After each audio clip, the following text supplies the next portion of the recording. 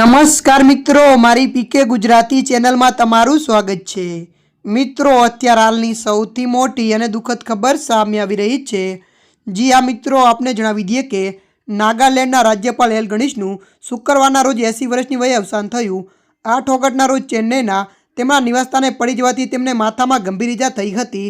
ત્યારબાદ તેમને ચેન્નઈની એપોલો હોસ્પિટલમાં દાખલ કરવામાં આવ્યા હતા।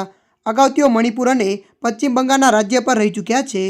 મળતી માહિતી અનુસાર વધુ જણાવી દઈએ કે પ્રધાનમંત્રી નરેન્દ્ર મોદીએ તેમના નિધન પર શોક વ્યક્ત કર્યો હતો। પીએમ મોદીએ કહ્યું, નાગાલેન્ડના રાજ્યપાલ થિરુલા ગણેશજીના નિધનથી દુઃખી છું। તેમને એક સમર્પિત રાષ્ટ્રવાદી તરીકે યાદ કરવામાં આવશે, જેમણે પોતાનું જીવન સેવા અને રાષ્ટ્રીય નિર્માણ માટે સમર્પિત કર્યું। તેમણે તમિલનાડુમાં ભાજપનો વિસ્તાર કરવા માટે સખત મહેનત કરી હતી। ત્યારે મિત્રો, અત્યારની આ મોટી દુઃખદ ખબર મળી રહી છે। ત્યારે મિત્રો, હાલ માટે આટલું। મળીશું નવી અપડેટ સાથે। જો તમને અમારો વિડીયો પસંદ આવે, લાઇક, શેર અને સબસ્ક્રાઈબ કરી નાખજો। ધન્યવાદ।